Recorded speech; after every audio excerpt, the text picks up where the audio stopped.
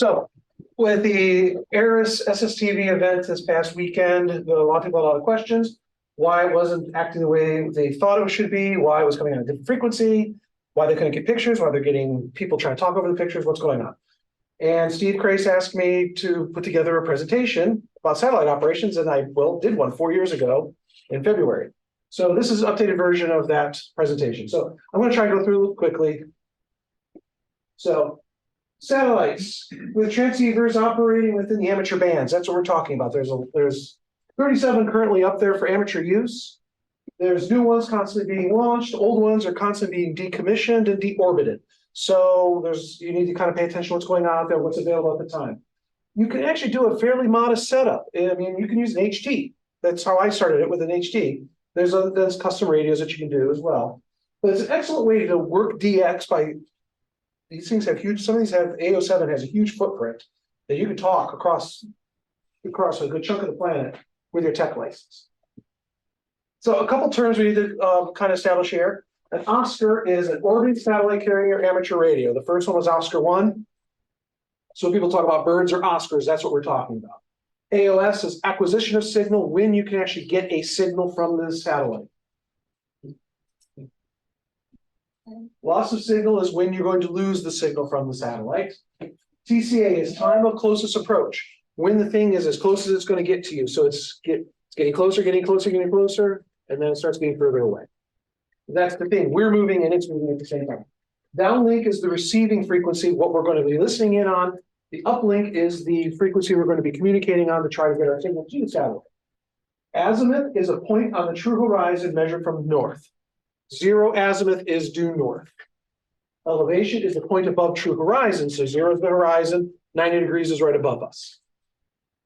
Doppler effect is the change in frequency due to relative motion. So it's the whole reason why you're sitting there waiting for the train, you can hear the train, it signals, its whistles loud, it's high pitched, and then eventually gets on pitch, and then it goes and gets a low pitch. And then the Keplerian elements are the values that we use to track the satellites. Basically, they're launched, we know where we launched them, and we just keep these numbers, this mathematical equation going to find out where we're at. So orbits. These things are in orbit, they're moving all the time. There are different types of orbits. There's LEO, low Earth orbit. There's geosynchronous orbit, polar orbit, high Earth orbit. The Molniya orbit is one created by the Russians that goes over the poles. And then the near equatorial orbit. The low Earth orbit ones are within 1,200 miles. They're the closest to the Earth. They usually have a period of about 90 minutes. So normally you can get a couple passes with the space station, and you're usually 90 minutes apart. And you'll see that it'll kind of move across the sky. You'll see it once, coming over here, and then you won't see it for a while. Yeah. The period is the amount of time it takes to go around the Earth once. Is that it? Yes. Okay. But remember, it's these things. They actually move around as well. So if it's a geosynchronous orbit, it's staying over one spot over the Earth. Right. Low Earth orbit is not geosynchronous. Geosynchronous is very far out and very expensive. Every time you get to a higher orbit, we need more energy to do that. Need more fuel, cost goes up. So most of these things are in low Earth orbit. That's why we don't have a lot of geosynchronous satellites for amateur use. It's normally our big telecommunications companies that have the higher Earth orbits. Weather satellites. And the weather satellites to try and stay where they're at to monitor that section of the Earth. A footprint is what the satellite sees. So if you remember from studying your amateur radio, one of the reasons why we like having our repeaters with a high antenna is it has you can see further. The higher and higher you get, the further out your horizon goes. With an orbit, you're really high up. So for example, say that the space station is 300 miles up at this point in time. That's its footprint. So anyone within that red circle can use the space station to communicate with anybody else within that red circle. The higher your orbit, the bigger your footprint. So some of those, like AO7 has a fairly, it's the higher end of the low Earth orbit. It has a pretty big footprint. That's why you can actually go and do cross-continent contacts. You can be in Halifax, Nova Scotia, and talk to Spain when you're that high up. Chester. Yeah. When we did our field day contact, where was that guy from? Do you remember? This year it was Texas again. Yeah. It's been Texas. Yeah. Yeah. Well, it's also been out of the Houston, the Johnson Space Center. It was 2 years ago. Yeah, so whenever we do our field day contact, we've been getting Texas a lot. Yeah. Yeah, just as a real practical or example of the elevation, early last year, there was a simplex contest. And with my little home antenna on simplex 2-meter, I made contact with a guy somewhere in Piqua, which is a long ways away. Yeah, it's north of Dayton. Yeah, but the trick was he was in a small plane at 5,000 feet. Yeah. Right, so with he was, 5,000 feet, compare that to the satellites. Yeah. Think about the drones and everything about you see those drones, they do the footage where the drone is rising, you're taking the video, and all of a sudden the horizon expands out. It's like, oh, that's really neat. 300 miles up, you can see, they actually have cameras on the space station pointed down at Earth. At any point in time, you can go out to a website and see what the space station is looking at. And there's a lot you can see. Those cameras are aimed down to a fairly narrow area, and you're still seeing a lot. So the equipment there's not a lot. You basically need a transceiver. Full duplex is the best. These are hard to come by. There's not a lot of full duplex transceivers. And what that means is that you can both talk and receive at the same time. Most of your HTs, when you hit the PTT, you are not receiving, you're just transmitting. And one of the reasons you want to be able to do this is it's best practice is to listen. You need to be able to hear yourself to make sure you're getting into the satellite. We'll talk a little bit more about that in a minute. Depending on the mode, obviously, we'll talk about that again. Antennas. So my dad, he was visiting, he had his HT with him, and he was able to get one of the images through a whip antenna. Obviously the whip is not the best because it's an omnidirectional antenna, which is great for transmitting a lot out, but it doesn't necessarily focus your signal. So the Arrow and the Elk are the two most highly used by amateur enthusiasts. I didn't bring mine in, I was thinking about it. The Arrow is basically, it's a 440 and a 2-meter, so it's a VHF and a UHF mounted 90 degrees apart from each other. The Elk is not, it is the same thing, it's a VHF UHF, but it's a log periodic, so it's all in the same plane. The ugly antenna, that's a tape measure antenna. Those are the ones that we use for ARDF. And they actually make 440 versions of those as well. Turnstile antenna, that is one where it's basically you have cross elements, but they are in the same band. And then the helical looks like it's basically these vertical bands that are then twisted. And those are going more towards the omnidirectional, but those will help improve the signal.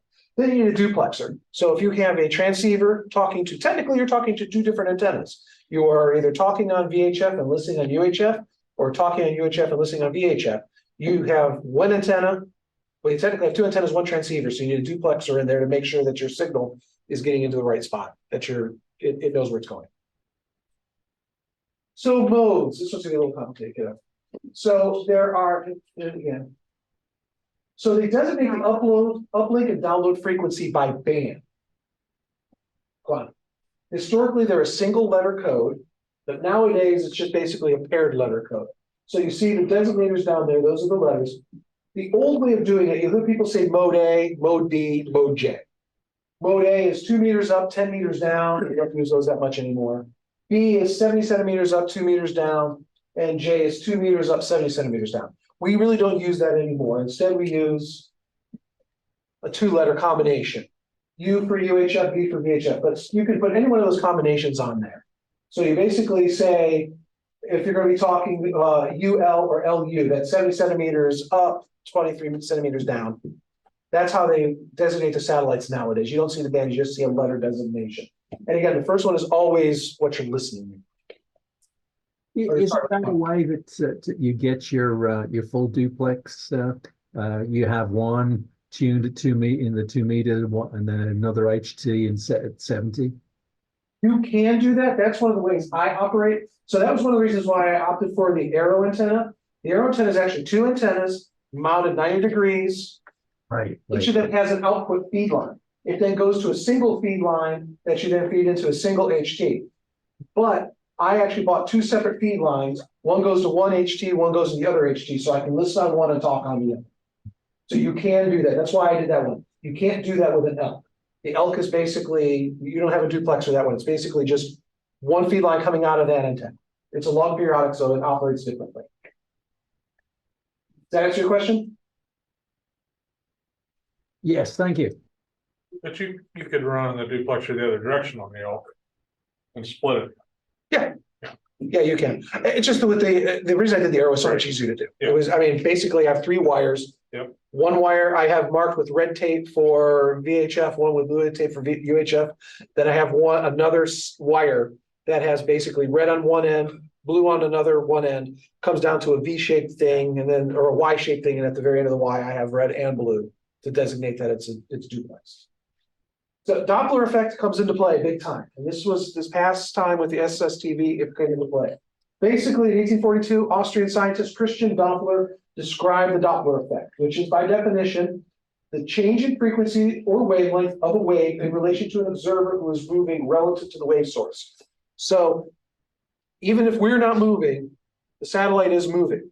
As it's approaching us, it has a higher frequency, and the frequency drops until it is the time of closest approach. It's on frequency, and then the frequency then decreases as it moves further away from us. So and the other thing about the Doppler effect is the higher the frequency, the greater the shift. So 2 meter with an FM satellite, we'll talk a little bit more about the satellites in a minute, but an FM satellite, we have the FM capture effect. We don't usually have to worry about Doppler on 2 meters. The Doppler is narrow enough that the FM band is able to keep it all in the range. On the other hand, UHF, it has a bigger impact. It's also nonlinear. So I don't know if you've seen this during field day, where we're tracking the satellite. When it's on either end, we have less Doppler to worry about. We basically set it. We don't start moving it till it gets closer and closer. When we get it closer, we have to move that knob, the VFO knob, much faster because it is just the Doppler effect comes into play faster. So I have a little diagram here showing that. So this is, it's not the best diagram, but this is provided by NASA talking about the Doppler shift for 145-800, which is your typical space station SSTV link. The red line here going straight across there is a 1 degree pass. That's really low on the horizon. And it's also, you see how very short it is. It's only like 4 minutes. The higher the pass, the longer the pass, the more the Doppler comes into play. So that purple line, you begin to see how it's longer.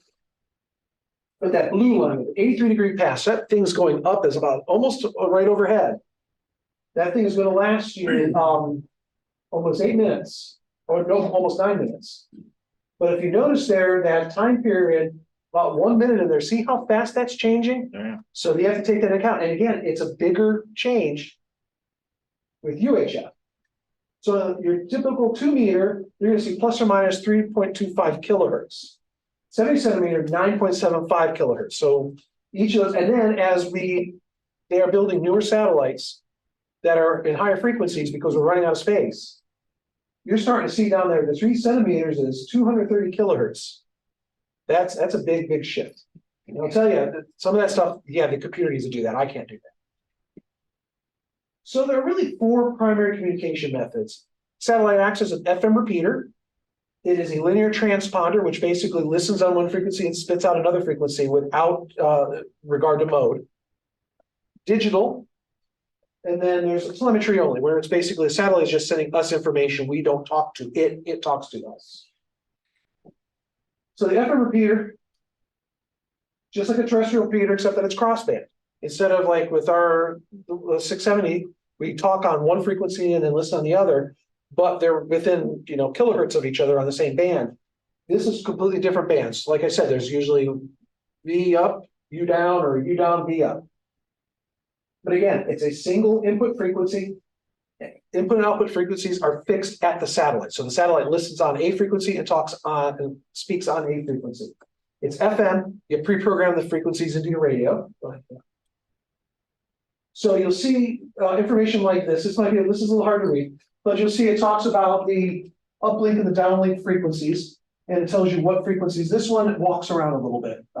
It's an older satellite, and it kind of moves a little bit. But the AO91 here is pretty solid on what frequencies it is. You program it in and move it on.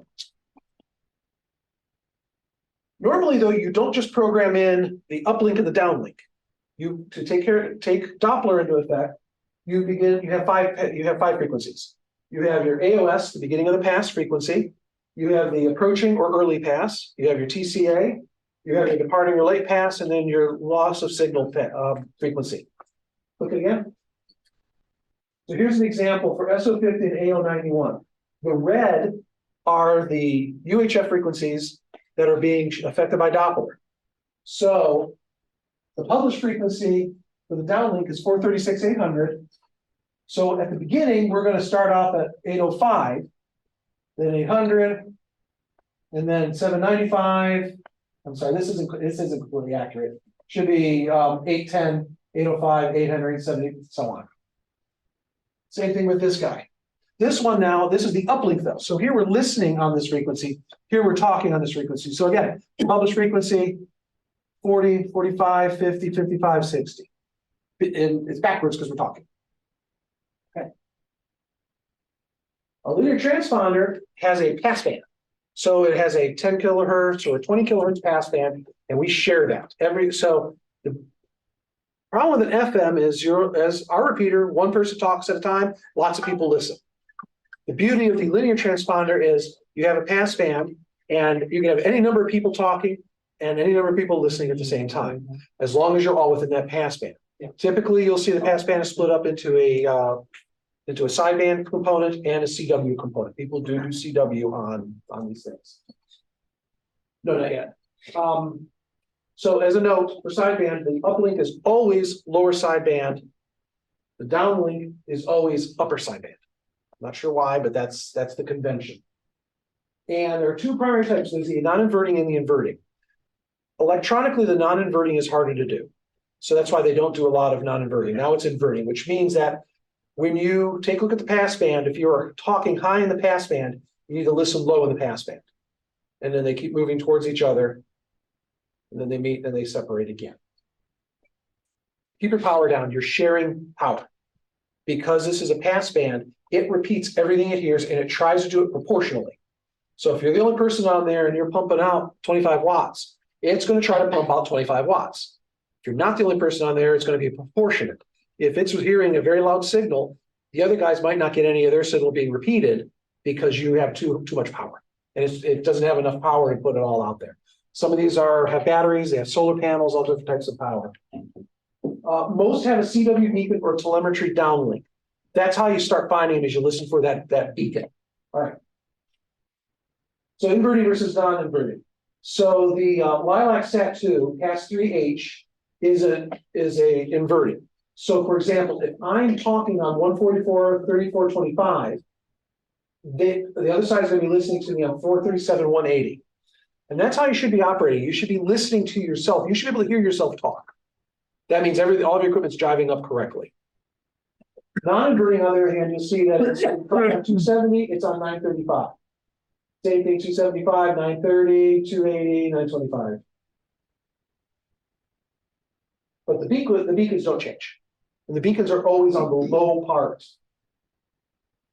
Yeah, I'm going to take a look at those numbers. I don't think those numbers are right. I think it's backwards, yeah. I just copied over, I didn't edit it. Go on. So again, the new transponders and Doppler effect, there's more of an impact due to no FM capture. So unlike the other one where you were talking on VHF, you don't have to worry about the Doppler.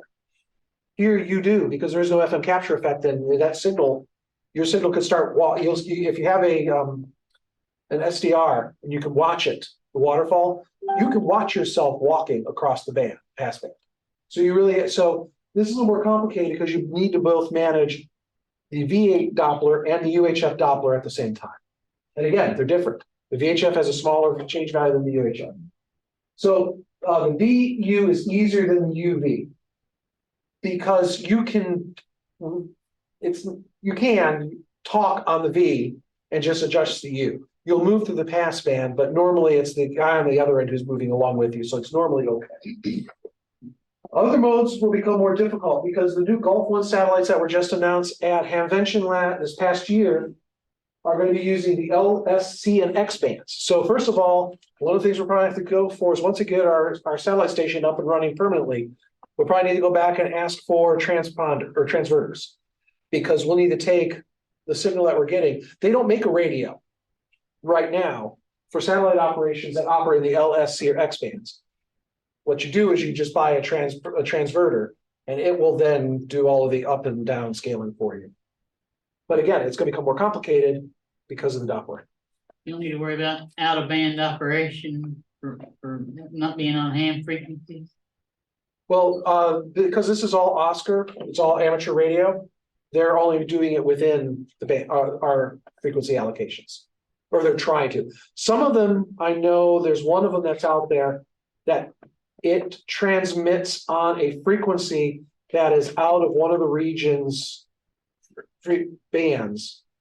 But because it's transmitting, it's okay. You have to listen on it. You couldn't talk on that frequency, so it works out okay. But no, that's one of the reasons they're moving them up is there's a lot more room up there. The higher the frequencies get, the more space you have. Less chance to be out of band. Exactly. The digital satellites, I'm not gonna talk a lot about this. Typically, they're single fixed shared input and output frequencies. Space station does APRS, PSK, you'll see some PSK 31s out there.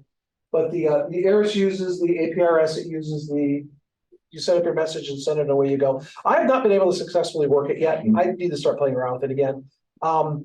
It's a single fixed frequency on the same band.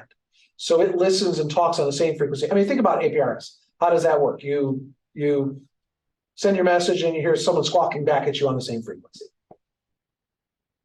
Telemetry. There's lots of different telemetry. SSTV is technically a type of telemetry. There's something that's being sent back to you that is meant to be received. The satellites will send their health as part of their telemetry. And then weather satellites will send telemetry. Technically, our Mars probes are sending telemetry. Technically, we can get that. It's a weak signal. We need a real big dish to get it, but we can get it. Typically, you need an app or a program to interpret it. Depending on, so these satellites are going away, but the Fox satellites use this program called FoxTerm. It's for Windows, and you can interpret their telemetry data. And then the Fun Cubes, those are European. They use an app called Dashboard. And then AO7 uses CW, 10 words per minute, to send its data. I looked it up. There's a whole chart talking about their data packets and how you listen for it and what it's telling you and whether it's accurate or not. You have to listen for the 6. The 6 has to be 49, 50, or 51. If it's not there, then the information is bad. It doesn't have enough power. That's what it is. So here's the thing. ARIS on the amateur radio on the International Space Station. Currently, the space station has 2 radios up there. The 107 D710GA and a D710E. One of them, the GA, is in the Columbus module, and the other one's in the service or the Svenza module. Currently, one of them is configured as a crossband repeater. You talk on 145/900 with a PL of 6.7. Not all of them have PL, some of them do have tones. And then you listen on 437/800. APS is on 145/825. And SSTV is typically on 145/800. So normally what they'll do is they'll shut one of the radios down for one of those things to do SSTV. Usually the APRS is shut down. Same thing when they go to do their school contacts. School contacts use the 145/800 as the listening frequency. They won't tell you what frequency you're talking with them on until you go to do the contact, because they don't want people trying to bogart the frequency. So a typical ARIS SST event is PD 120 from SSTV in the service module 148/500. December 16th through the 19th, the event was a failure. Nothing was received. They were having problems with that radio. They don't know what the problem is. They said it was transmitting, but it wasn't. No one was getting any signals, so nothing was heard. So they decided to do an alternate one this past December 27th through the 30th. The event was a success. It was different though. Typically, again, the MMSSTV program has so many image files sitting on that computer, and it basically sends out an image, waits 30 seconds, sends out another image, it goes and cycles through those images, and as the space station's flying over, it keeps on doing that until the end of the event when it shuts it down and usually puts the APRS back on. So that wasn't working. So this one, instead, they scheduled transmissions from ground stations. K9DUE, the Space, I'm drawing a blank on the Space Center. It's in Silver Springs, Maryland. They were the ground station. So they were sending a SSTV image through the repeater for people to receive. That's why it was different. It was originating from the ground. Normal SSTV from the space station originates from the space station. Nope. So the ground stations use the repeater. A lot of people were mad because no one in Asia was willing to do this. So Australia did it. North America did it, Europe did it. So they basically had stations that said, yeah, we're committed. And they would come in. So that's one of the other reasons why, if you take a look, there were a lot of satellite passes, a lot of space station passes, but only 2 of them per day had an image being sent. Because these people were volunteering their time to go to the K9DUE, going to the big station over at Silver Springs, Maryland, to operate. That's why they don't want to sit around all day for just so many, because it's the same thing. You take a look at their footprint, they're right within our footprint, so we heard most of it. They had to wait 90 minutes too before they could start sending again, so they didn't want to wait around too long. I get it, I completely get it.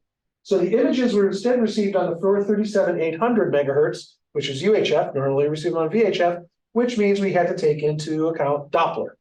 The nice thing was I was using my 705, which has a full VFO on there, and it has a waterfall, so I was able to actually track the FM, because even though I was able to track the carrier signal. Hold on, not done yet. The biggest problem was we had the Doppler effect, but there was lots of QRM. So basically, the space station's repeater is constantly being used by people trying to do a normal satellite QSO. K9DUE, it came on and said, this is ground station K9DUE. We are about to begin an SSTV event. Please refrain from using the repeater. 1, 2, 3. And then you can hear buzzing. Every time I heard the buzzing, somebody was trying to use an FM signal to break in. You can hear the same thing on our repeater. You know how when you hear someone double, you can hear the one person pretty well, but you hear a buzzing sound. That's the exact same thing. Now click over. That's what those green bands were. People trying to break in through the signal. Obviously, these people at K9DUE, they are a big club. They do a lot of work with the space station. They have, I don't know what their equipment setup is. I probably should go take a look. It'd be kind of cool to see, I'm sure. So they were hitting that thing with computer tracking, everything of that nature. And still people were able to make a mess of the signal. I mean, it was really kind of sad. Some guy I even heard after the signal, someone's like, people, K9DUE asked you, please wait. Why didn't you wait? So those are the best ones I got. So the big question always is, what satellite is currently active? So AMSAT, we're a great organization, amsat.org/status. They have, and this is only part of the status page. The status page has grown now because there's like 39 satellites in the track. So if you see these little boxes, I took this about around lunchtime today. The blue means that there's something happening.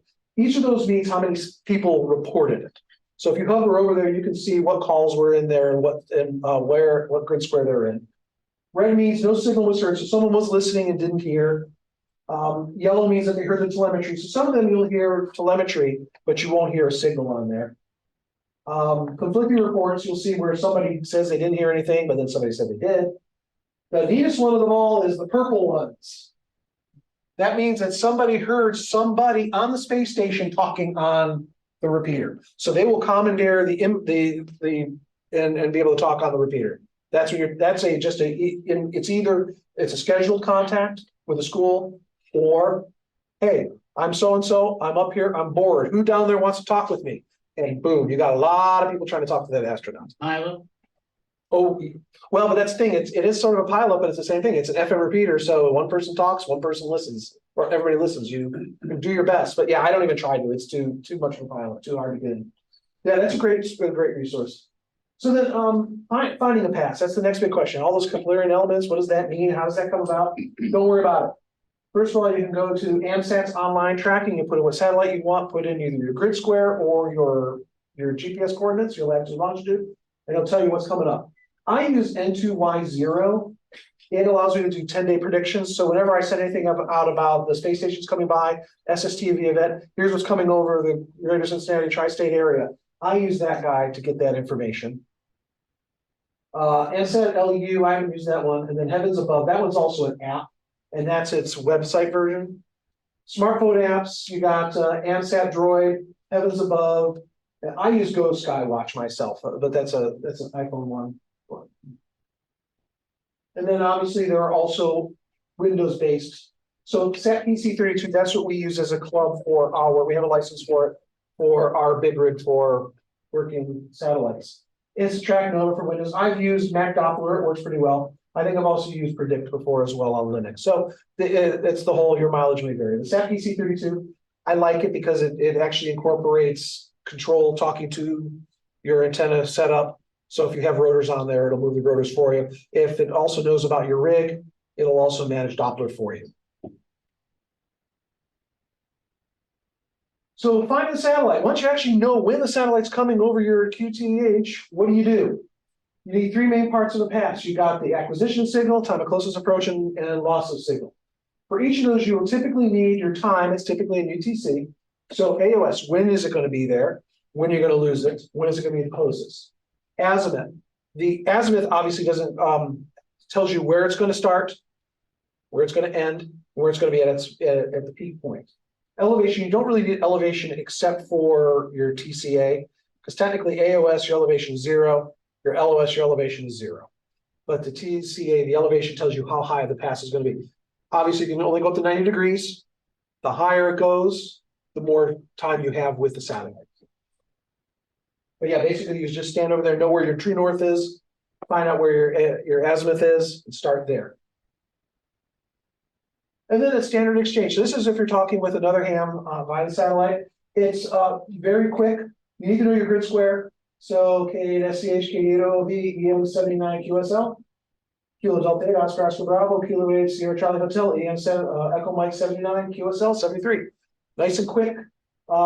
Use a standard phonetic alphabet. Don't try to do anything sugar, stuff like that, radio. It just gets way too. It is very, very, very, very quick. Logging, basically log to the world is preferred. You can create an ADF file for signing and uploading. If you're going to be a rover, make sure that you have a separate location for each of the sign location. General operating tips. Tripods don't adjust for polarization. So the elk antenna, the polarization is the same. Typically, the satellite has the antennas all oriented in the same direction. So the polarization is all the same. If you're using the arrow antenna because it's 90 degrees, there's a 90-degree difference of polarization. So you have to do what's called the twist. Basically, you listen, you talk. You listen, you talk. You do a 90-degree twist so that you get the most out of your signal. You don't have to do that with the elk. Again, if you're mounting on a tripod, though, you don't have that ability. So you're going to get a 20 dB loss. You could potentially get a 20 dB loss. You'll see people do all different types of things to mount it better. Helicals, I think, are better for that kind of thing. You put it vertically and it should take care of the polarization. Remember, too, I didn't say this, but the satellites, when you're coming through the atmosphere, usually do have a circular polarization on there anyway. So you do get some weird stuff going on. Use a digital recorder to record your pass. It helps in the long run, especially if you get something because you're going so fast. Make sure if you're using a QSO template, make sure it's a large letter script because you don't have time to be looking around there when you're looking at your radio, antennas, and whatnot. I don't recommend using Vox. I recommend using PTT just because if you're huffing into it or saying something, you could end up not hearing what's going on. Headphones will reduce feedback, and don't panic, relax. There's a rhythm to it, so listen, listen, listen. You'll get the rhythm, you'll understand it. Those people are O-Pros out there. You'll become an O-Pro too very quickly. So listen, listen, listen. That's what it is. It's great for practice. You only need to adjust your downlink frequency, so it's much easier to operate. Get a sense of rhythm and technique. 91 in the ISS are busiest, so just listen and learn how they're doing it.